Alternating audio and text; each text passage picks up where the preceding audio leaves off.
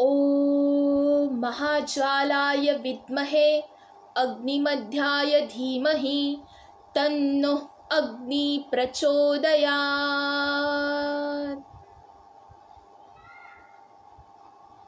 नमस्कार श्रोते हो, इंद्रधरू या यूट्यूब चॅनलमध्ये आपले स्वागत आहे। मी निष्ठा फडके तुमचे माहितीचे विश्व रंगवण्यासाठी सज्ज आहे। या माहितीच्या विश्वात तुमचे स्वागत आहे। तर श्रोते हो, आजचा आपला विषय आहे अग्निपूजा। आपल्याकडे यज्ञ, होम हवन याला फार महत्त्व आहे। यज्ञात आहुती देणे, अग्नीला प्रसन्न करणे हे कर्मकांडात यज्ञ संस्कृतीत महत्त्वाचे मानले जाते। पण ते नेमके काय आहे याचा अर्थ समजून घेतला पाहिजे। आपण जेवायला बसतानाही श्लोक म्हणतो, त्यात जठराग्नीला शांत करण्यासाठी उदरभरण नोहे जाणीचे यज्ञ कर्म असे म्हणून पोटातल्या अग्नीची पूजा करतो। ते नेमके काय आहे हे समजणे आवश्यक आहे। जगातील निरनिराळ्या खंडांमध्ये ज्या प्राथमिक संस्कृती गेल्या 150 वर्षात आढळल्या त्यांच्यातील बऱ्याच अग्निपूजक आहेत। अग्नी हा राक्षस व पिशाच यांचा निवारक व पापनाशक आहे, अशी त्यांची परंपरागत समजूत आहे। प्राचीन ग्रीक व रोमन लोकांमध्ये पवित्र व पापनिवारक शक्ती म्हणून सांभाळण्याची परंपरा होती।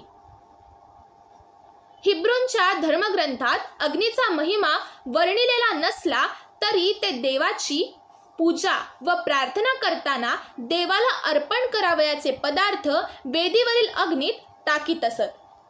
म्हणजे देवांपर्यंत आहुतीच्या माध्यमातून घास पोहोचवण्याचे माध्यम हे अग्नी आहे। अग्नी हे ऊर्जेचे प्रतीक आहे, म्हणून या ऊर्जेचे महत्त्व समजून घेतले पाहिजे। पंचभूत तत्वांपैकी तिसरे भूततत्व व त्याची अधिष्ठात्री देवता केवळ अग्नी विशेषण। विशिष्ट अग्नी व अन्य देवतांसहित अग्नी ही चारही वेदात मिळून 2491 मंत्रांची देवता आहे। अतिथी, कवितम, दूत, पुरोहित, हव्यवाट अशा शेकडो गुणबोधक विशेषणे वेदमंत्रात आहेत। काही मंत्रांचा अग्नी हा ऋषी आहे। हा सर्व देवांचे मुख तसेच त्यांचा दूत आहे। वेदमंत्रात व स्मृतीत वृषभ व मनुष्य यांच्या संमिश्र रूपाने याचे वर्णन केले आहे।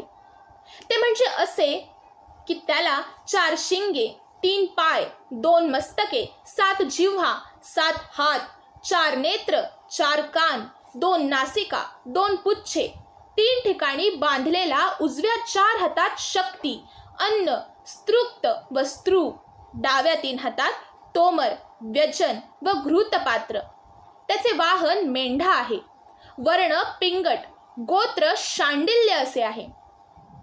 अग्नी हा धर्म व वसु यांचा पुत्र, अष्टवसूंपैकी एक। भार्या वसोधारा, कृत्तिका, स्वाहा इत्यादी। पुत्र द्रविणक, स्कंद इत्यादी। स्वाहेचे पुत्र पावक, पवमान, शुची व त्यांचे 45 पुत्र हे सर्व अग्निरूप म्हणून मूळ अग्नीसह एकूण अग्नी 49। बृहस्पतीपासून 6 अग्नी व परत त्यांच्यापासून अपरिमित अग्नी उत्पन्न झाले। या सर्वात एकच अग्नितत्व आहे। अग्नीची व अग्निजीवांची निरनिराळी नावे आहेत।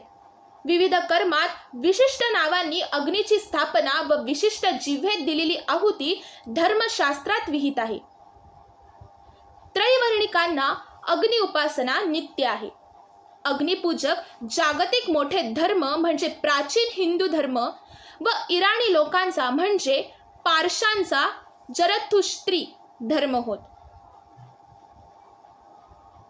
वेदांमध्ये म्हटले आहे की अग्नी हा मानवाचा मित्र व पालक असून तो अमर व त्रिभुवन संचारी आहे।